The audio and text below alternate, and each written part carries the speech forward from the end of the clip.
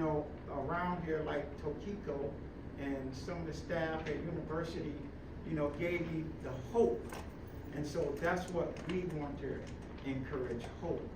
And so I invited some people to come because what I didn't know is that transplant was possible for me.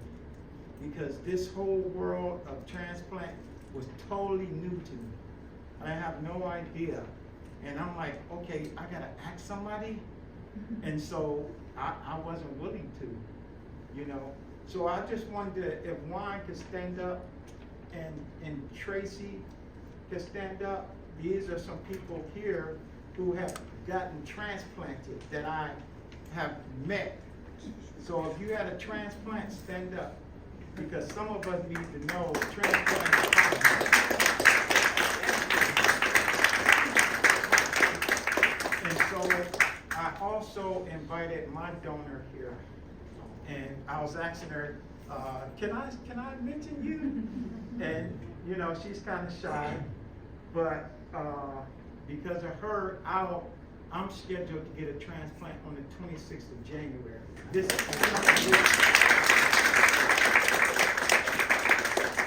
And so what I did was I put a sign on the back of my truck, a big old sign that says veteran need kidney donor.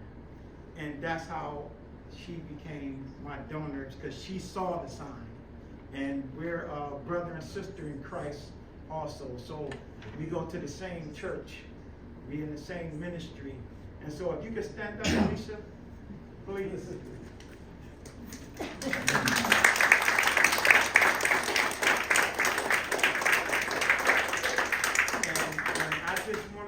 I just wanted to do that just to let everyone know that you can have a donor as well. I never thought it would be possible for me, but the things that I was told to do, like the presentation that we're gonna have here in a second, I know she's like, hurry up,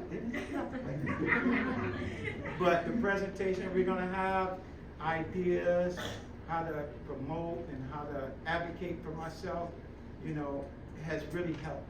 And that's how I'm to this point, as well as God. So without further ado, let's bring up Shayna from University Hospital.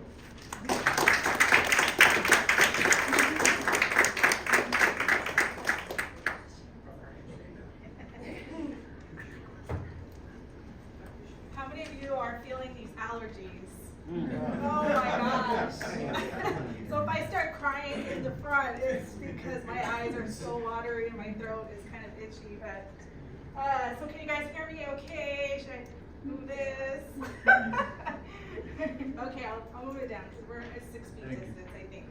I just wanted to introduce myself. My name is Shayna Puente. I'm with University Health Transplant Institute.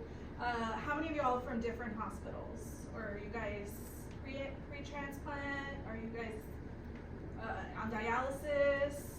What kind of crowd do we have here? Dialysis. Dialysis? Okay, have your doctors talked to you about the transplant option?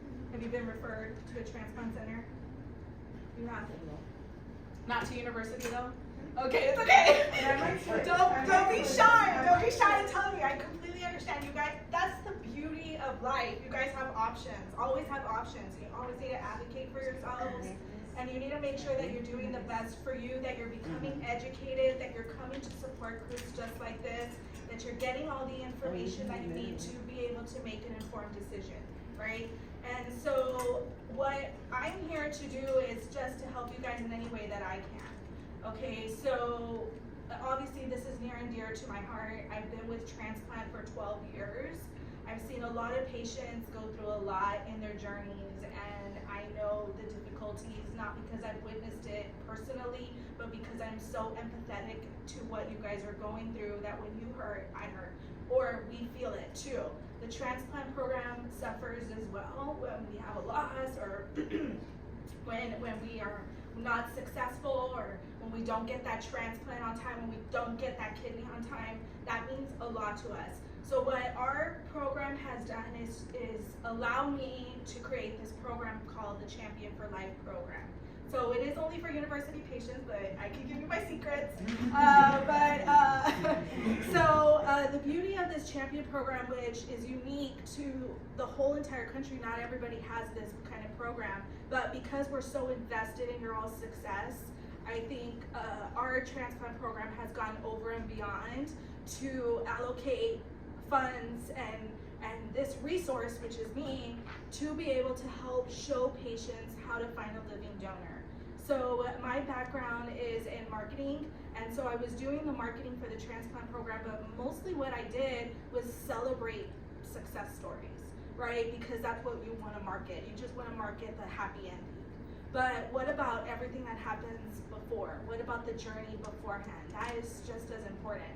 So I think that when my program invested in this, I was hesitant to take it because I loved promoting the transplant program because it was so easy. It's easy when you work for a program that believes in survival outcomes. It's easy when you have a program that is passionate about patients. So you're really not lying. Like, I'm not a real good salesperson, so I couldn't sell you a vacuum. But, when it comes to transplant, I think it matters where you are and where you work and where you're getting your care, because you want to go to a place that you feel valued as a person and not just a number. You know what I mean? That people see you as a human being and not just, oh, there's just another person that's on dialysis and, whatever. It's not. You guys all have a journey that got you here, and it doesn't matter what that journey is, but you're here now, right? So we have to tackle the problem, and we have to see everything that we can do to push you forward, and so that way you can survive, and that you can spend more time with your families, and you can, continue life. Life is not over yet. Yes, it feels sometimes defeating that you have to go to dialysis, that you have to get, your treatment, you're weak, you have cramps, I never experienced it, but what you guys tell me, I feel for you, because I understand that what can we do? What can we do to help you? So, being compliant, of course, is a huge part of it. You've got to listen to your doctors. You've got to go to your dialysis treatments. You've got to, trust in the system that is trying to help you. And so when it comes to sharing your story, who wants to ask anybody for anything these days? Nobody, right? So the way I developed this champion program is that you don't have to ask anybody directly. The thing is that people just need to know what you're going through. So that way, if they find it in their hearts, like the woman that we have here that's gonna donate to Dennis, let you find it in your heart just to say, you know what, I'm healthy, I'm blessed. Let me share a part of me with somebody else so they can feel the same, so they can feel better, and there's a lot of people out there that do feel that way. Sometimes in our world, we kind of think, there's nobody out there that's gonna wanna help me. There's nobody out there that's gonna wanna donate, because in reality, a lot of people wouldn't do it. There is a lot of people that wouldn't. But what about the person that would? You're not giving yourself a chance. But if you don't share your story, you're not giving yourself a chance to hopefully reach one person out there. That's all it takes. One person out there in the corner that I would probably make speak in a little and you reach that one person, and you're like, Dennis, and like, I never thought this would happen. I never thought that, it would come to this. And I talk to Dennis, and I talk to patients every day, and, some people, will do what I say. Some people will be, not doing what I say the way I say it, but it's up to you. That's the freedom of it, right? I'm here to help support you. Our transplant team is here to support you, and you guys take the bull by the horns and say, I either want to do this or I don't want to do this. So taking you back to when we started this program in the year 2000, I had the pleasure of meeting Jason before he got his transplant, and so I kind of walked this journey with him a little bit, and he taught me a lot. So he did everything that he could to try to find a living donor when he got frustrated and said, this is it, like, I'm tired, I just got to do it, I just got to get my story out there, I've got to figure this out, I have children, they're depending on me, I have a wife, she's exhausted, she has all this weight on her shoulders because now she's taking care of him, taking care of the kids, taking care of the house, You know, so there's a lot that caregivers go through too, and you don't want them to suffer either, right? So at that point, when are you willing to share your stories? When are you willing to tell people that this is what you're going through and you need help getting your story out there? That's all you're asking. You're not saying, give me a kidney today. You're not asking them, you know, hey, you look like a healthy person, can I have your kidney? No, don't have those uncomfortable conversations. Who wants to have those uncomfortable and get rejected? Who likes rejection? I don't like rejection. I don't want to be rejected by you guys either. You know, so this rejection's a huge problem. I don't want to be rejected. So I think it's important that you guys, in your minds, get into the idea of just, let me just tell some people that what I'm going through. Let me just tell them, hey, I'm in kidney failure. I'm looking for a living donor. I just need help sharing my story and what I'm going through. So people can also be educated in the community. How many of y'all expected to be in this situation? What kind of signs and symptoms did you have? Right? So how many people out there do you think are you 10 years ago, 5 years ago? How many people are out there not feeling the symptoms, but yet didn't control their high blood pressure, or didn't go to the doctor, and didn't go get checkups because they didn't have insurance? You know, I've heard every story in the book, guys. How many people out there are just like you?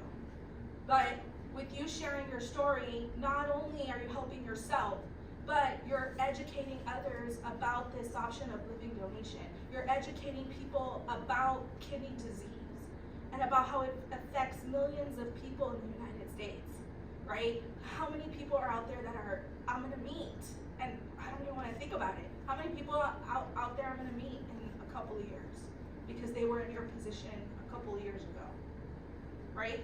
So I think that it's important that we share our stories, that we stop being so shy, that we stop being so reserved because we're tough people, we can handle it. We're tough. Everybody in here is tough. The fact that you drove here today, you're tough. You're a tough person, and you're trying to do what's best for you, and you're trying to do what's best for your family, right? So don't ever doubt yourself that you're in this fight, but also know that you're not alone. We have Amanda here, who's the director of our pre-transplant kidney transplant program. So if you guys have questions medical, I can't answer medical questions, but she's here to answer your medical questions. Latasha, she helps recipients, fast track recipients. What that means is as soon as you find a living donor, you know that 8-year wait? That 8-year wait that you have to wait for a deceased donor? Well, Latasha's like, you have a potential donor, let's get you to transplant as soon as possible. So whether it takes a month, 2 months, a year, 6 weeks. 2 weeks. We just We just did did 1 in 2. one in 2 weeks. That's a lot. You know? So, I mean, come on guys, that's shortening your time. And I can tell you guys percentage-wise what my program has been successful is whenever somebody does start sharing their story, they have 97% chance that at least one person's gonna try to become tested. One person's gonna fill out that application. Maybe they didn't qualify, I can't tell you you're gonna go to transplant in 2 weeks. But the fact that you increased your chances from 0 to now 97% just because you shared your story with one person. That is hopeful. That is hope. And that is hope for us as a transplant program, and I hope that is hope for you guys as a person that's waiting and is feeling alone right now in this journey. Because you're not alone. There's neighbors that you have that maybe have never heard your story. There's people that you went to high school with. There's people that you go to church with. There's people that are driving in the street that are reading signs like Dennis's that might see it. There's people on Facebook that maybe don't know you, but know your family, know your friends, and then people start sharing it. You know, so you would be surprised on who from the community might see you, might hear your story, might have lost somebody. I've had patients come forward altruistically and said, I lost a mother, I lost my uncle, I lost my grandmother to kidney disease. So guess what? I want to pay it forward and I don't want another family to suffer. Let me give it to this person even though I don't know who they are. There's amazing stories, guys, out there on these transplants. We just hit our record number of transplants last year. 70 living donors came forward. And you know what that does also? I don't know if you guys know this, but when 70 living people give a kidney, Guess who else benefits? The list. 70 people from the list got kidneys from a deceased donor because 70 living people were willing to give a kidney while living. So you doubled, because of your story, because you guys got a living donor, you doubled the opportunities for people to receive a kidney transplant before their disease worsens. Is this hard? Yes. I'm not gonna lie up here and tell you that it is easy. It is not. My job is very hard. I mean, because as much as I want to help you and I provide you the resources and I create a flyer for you and I show you how to use Facebook, I show you, tell you the right words to say when you're talking to people. I even write a letter for you to give to your employer to see maybe your corporate communications office can share it or your HR people can share it. Our team is always willing to go speak at places. I'm also part of an organization called WELD. What WELD stands for is we encourage living donation. So these are groups of people that already donated who are willing to go to your family, speak with your family, speak at your, wherever you want, your church, to talk about living donation so that way people can see it for themselves because, if nobody's ever met anybody that's donated a kidney, how can you trust that, So it's nice to see it for yourself, that it does exist. So I'm very appreciative to Jason for everything. Jason, do you want to say anything about your journey that, about how, and his is a really cool story because, anyway, so Jason did a lot of, he's savvy.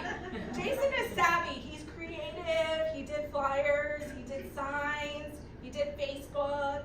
But the one thing that really did it for him was when he opened up in his church at an Acts retreat with some men, not asking them for a kidney. He just shared his story, and he inspired 2 people. One of the gentlemen is part of WELD. His name is Scott. So Scott, he came forward, and it took him a day or 2 because of course you have to talk to your family, and of course if your family doesn't know about living donation, I'm not going to say no, don't do it. But regardless of that, he did talk to his wife. His wife is okay with it. His family was okay with it. And so he filled out an application to become a living donor for Jason, and he was a good match, right? He was a good match, but he was a better match for somebody else. So we were able to do a paired exchange within 3 different, do you guys know about paired exchange? So when you're looking for a kidney, you don't have to put your blood type because you don't want to limit yourself to just the people from your blood type. You want to open it up to maybe a possibility of us being able to do a paired exchange. And in a paired exchange, what that means is that if I want to donate to you and we're not compatible, we will look for another pair that is also incompatible and we can swap donors. Because does it really matter where the kidney goes? You're gonna get a good kidney. And Jason got an incredible kidney. And so we were able to match a better donor for Jason. Scott gave to somebody else. And then another pair also benefited, so more people, we were able to help more people. And that's our goal here at university, is that we help the maximum amount of people in the best way that we can, providing you guys the best type of kidney that we can possible. See, the vacuum that I couldn't sell. So I think it's important. So Jason, do you want to share a little bit about your story of the struggle? I know I'm not like a speaker or anything, but are you guys down for it? Yeah, right? I just came to sit and listen and everything and be a source of hope and support if anyone needs one. Praise be to God. I am a transplant recipient, right? January 16, 2020 is when I received my kidney transplant. As Shane mentioned, it was through a living paired kidney donation. And honestly, everyone in the room who's on dialysis, who's seeking a kidney, first and foremost, you all are in my prayers every time I'm at church. It's very important to me. But also, beyond that, I digress back to where I'm standing up here. Dialysis is a grind, whether you're on peritoneal or you're on hemodialysis. Personally, I was on PD, I was on peritoneal dialysis. It's a grind, it's a full-time job, we all know that. Going to our appointments, having our treatment, reverse engineering our day, so that way we know when to begin our treatment, so that way we know when to be ready, so that way we can be wherever we need to be the next day. It's a grind. Then there's calling insurance, calling and arranging your medication. It's a grind from start to finish. Looking for a donor can also be a grind. You know, who wants to have that weird conversation, right? I need a kidney. You know, honestly, I was one of those persons that thought, who's gonna help me? Back then, I was in my late 30s. I'm also a right below the knee amputee. So I figure, who's gonna wanna give a kidney to a young man who's already lost a foot due to diabetes and now has a kidney failure? Let's just be honest. I'm not the pillar of health. So who's gonna wanna give me a chance, right? And for a long time, that was my mindset. But there are good people in the world.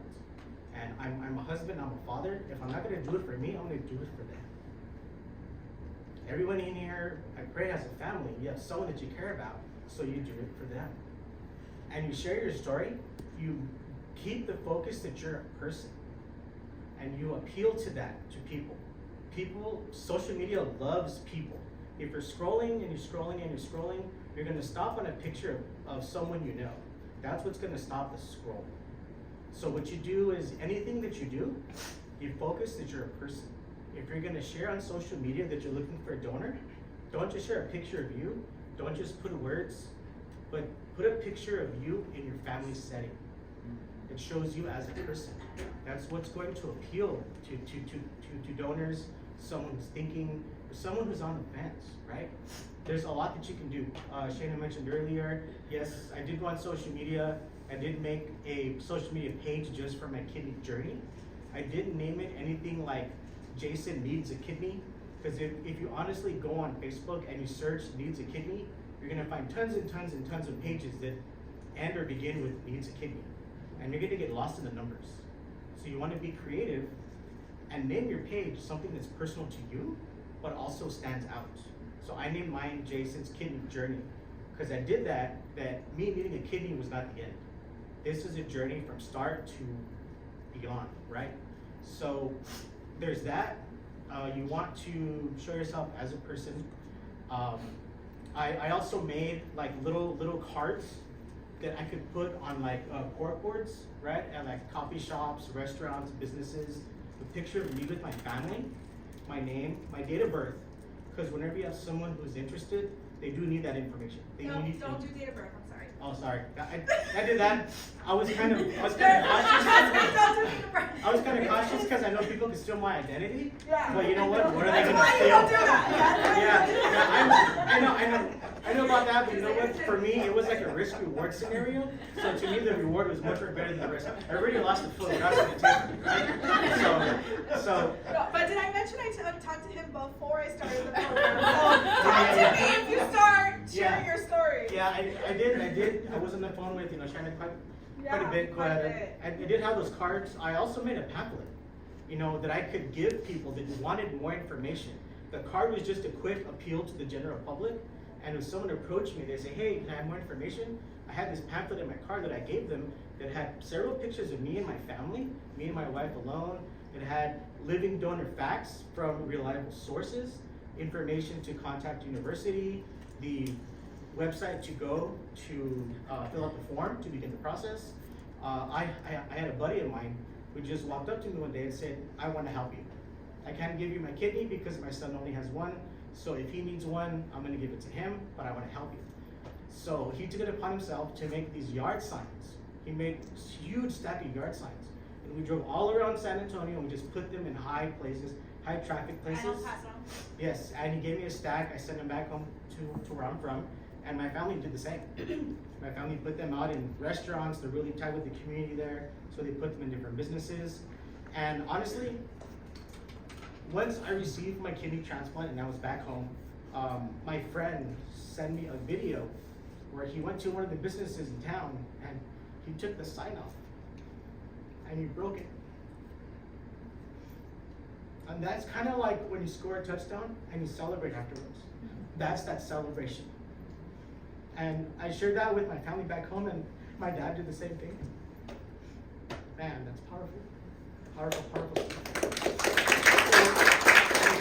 So you get creative with how you do things, right? You want to stand out because our scientists in the back gave us all these numbers, right? How do you stand out from that large number of people? especially in your community. So you want to try to be creative in how to do that. You know, in 2020, AI was something probably just the government used and not the general public, right? But now AI is available to the public. So we can use that to our advantage if you're into that kind of thing. When I use it, it's more just to get the ball rolling, to get my ideas thinking. So that's something that you can consider, right? Especially if it's just prompts for social media. What call to actions can I use to stop someone from scrolling? You know, call to action like, you know, comment if you're interested, or send me a DM if you're interested, whatever the case is. For those who don't know what a call to action is in social media, it's just an ending line in your post that spawns someone to take an action. You're calling someone to take an action itself. There's plenty of things you can do out there. I do volunteer, so I don't have a degree, I don't have a degree in anything, but I just know how to figure things out. So I work in media. I essentially am an audio engineer. I edit video, I edit podcasts, I help manage social media, I help manage websites for an amazing nonprofit organization here in town. But on the side, I do help edit, produce, and create a podcast that's focused in the kidney space. And a part of what we do there as well is we interview people who need a donor. And it's a platform for them to share their story, right? And in the show description, we put the link where you can go to fill out and begin the process to become a donor. So that's something you can do. Everyone has a smartphone. With your smartphone, you can make a short video and make your appeal. That's a way that you can do it without being face to face and getting past that uncomfortable, like I'm speaking to this person, they're probably not gonna listen to me, but I really need a kidney, so I'm gonna do this. If you make a video and you put it out there, that's a way to do that without having that uncomfortable, kind of weird, awkward conversation you have. But above all, be educated, know what your transplant center offers, like the Perry Living Kidney Donation Program. I have O negative blood, so my wait time is 5 to 7 years. So I knew that my best bet at receiving a living kidney donor was through this Parity Exchange Program. So every time I spoke with someone, I brought that up. So that way they knew that it was an option that was at least available to them. And they just couldn't say, oh man, I have AB positive, I can't help you. Darn, right? Because let's be honest, let's be real. Some people have that intent to help, but they're on the fence, so they don't want to go all the way. So like, it's a sign. I don't have the same blood type I thought. So if there's an out, they're gonna take the out if they're not all the way in. Yeah. Right? So if you educate them on that, that's a way to help that wheel turn in their brain. So definitely be compliant. There's an amazing website called srtr.org that is a wealth of information but kind of confusing to use. Luckily, I was able to figure it out. It was very helpful to me. I consider myself a resource to anyone who is seeking a donation. So if anyone would like to talk further, whether it's offline or if Shannon needs any help, you know, I'm willing to help anyone kind of help share their story and do anything out there. So thank you for this time. Yes, I thank appreciate you.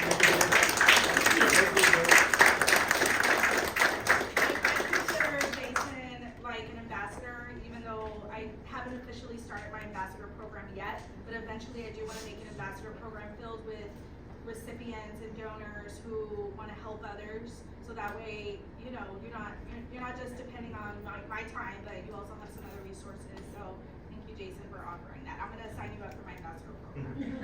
Okay, so the next person that I want to bring up is somebody that's near and dear to my heart. We had a lot of conversations. I'm so proud that he's here with his brand new life. Juan, can you come up here and share your story?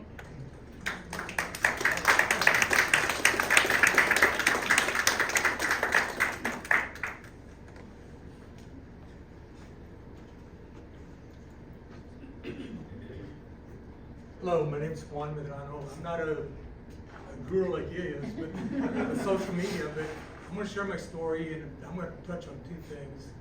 First of all, my journey, and second of all, what my approach and how I got my kidney. 2 days ago, it's been 14 weeks, so September 28th was when I received my kidney. I'm 64 years old. I'm old school. I've always been a leader.